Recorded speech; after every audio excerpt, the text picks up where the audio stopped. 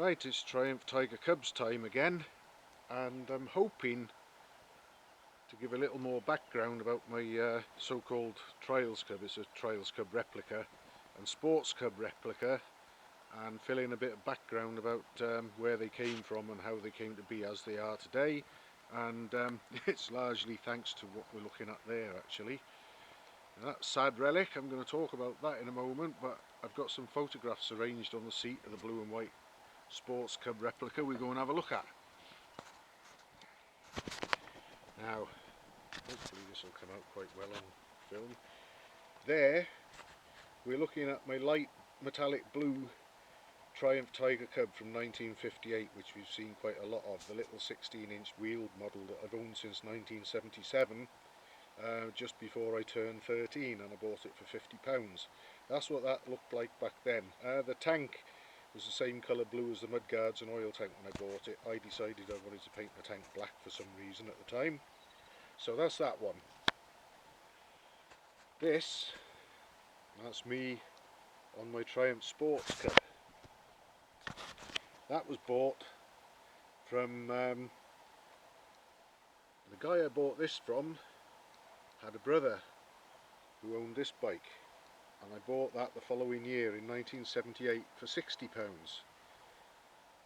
And that was, that had been a sports cub. It didn't have a sports engine in it when I got it.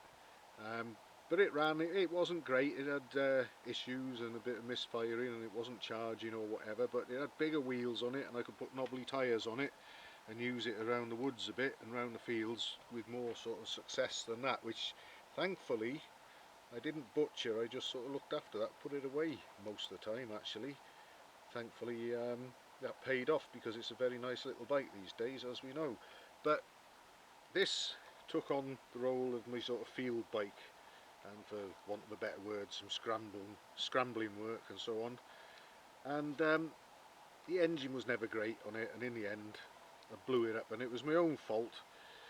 It needed oil, I didn't have any, and as youngsters do, you try things, and well, I'm a bit embarrassed to this day, but I borrowed some of my mother's cooking oil and put that worked alright to top the gearbox up. Nothing happened there. I put some in the primary case and nothing happened there other than the clutch began to slip a bit. When the engine needed some, I put some in that, and that just put the tin hat on that one, unfortunately. And there was damage to the frame as well. So and another thing that happened with this one was the guy I bought it from, unlike his brother who gave me the logbook and all the paperwork with that one, the guy who sold me this one, when I asked, he said no, there's no logbook with it. Well, I only needed it to go around the fields on. Whether he couldn't find a logbook, or whether he thought, he's only a kid, he doesn't need it, or whatever, I don't know. But I never got the logbook. But I always remembered the registration number, and we'll come to that in a minute. That's got some significance. But there, for a very brief time, around 1979, I had 3 Tiger Cubs. The Trials Cub in the foreground had joined them by then, and I believe that on that day, with only swapping things like carburettor parts and cables around, I think the 3 of them actually ran on that day. But anyway, what happened was, this Sports Cub,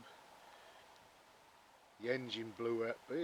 I did actually put another engine in it and ran it like that for a while, but then there was some damage to the frame as well, and the Trials Cub came along, and bit by bit I started taking bits off this one, and I used the odd bits here and there on the Trials one and so on, and what I ended up with was this.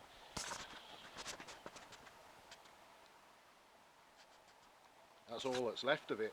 Even the bottom yoke is not the sports heavyweight fork one, it's one I just put in at the time after I pinched the forks for something else, just to keep the steering head bearings in place. But that is the frame and the tank from the Sports Cub that you see there.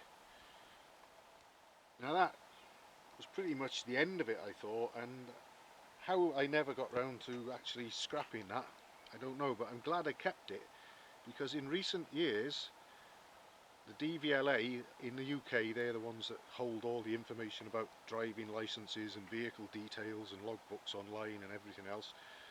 They came up with a feature where the private individual can search on their website for registrations, and I remembered the registration mark of this, and I typed it in only a couple of months ago, and to my sheer amazement I found that it was still on the system, and I was able to, long story short, I sent off my £25 cheque and filled in a form with the details, because obviously the frame number is on the frame, and I've got a registration document for it. So it may not be quite the end of the road for that yet, because I've got forks, I've got wheels, I've got an engine built, but there are repairs that need to be done to the frame before anything can be done with that. But as a result of this donating various parts over the years, the Triumph Cub, which we see there, ended up being joined by another bike. Now this is where it gets a bit weird, because the blue and white bike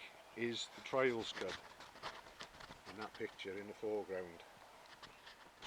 That's got the engine number, the frame number, everything about that, the registration is that bike.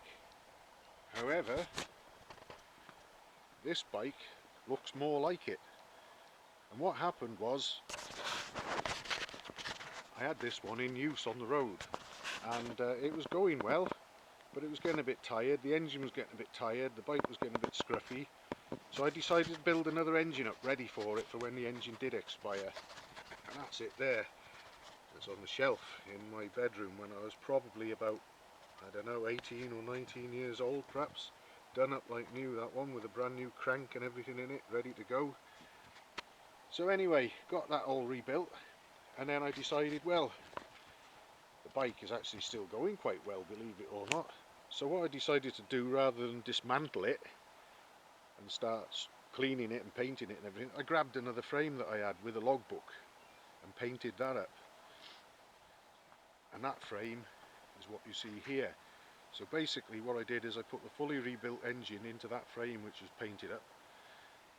The Sports Cub had parts to donate in the shape of forks and wheels and so on, and between everything I ended up with those two there as they are now.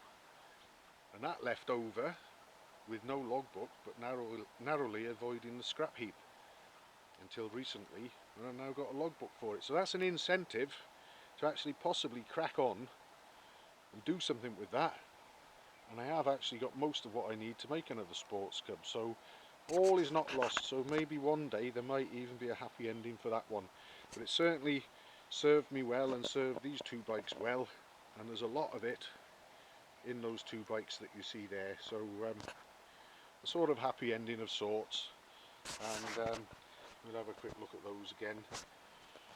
There it is when it looked like a bike. Quite a nice looking thing, that. And there's the three of them. I think they were only all together and running for that one day. And there's the one that started it all for me with Triumph Tiger Cubs. So that's another little Tiger Cub tale told, and maybe one day, but it'd be a long way off, we might even see that up on some wheels with an engine and moving under its own power. But you'd be looking at something nearing a miracle there, I think. But at least it's played its part, and it's made a very valuable contribution, so I'm happy with that.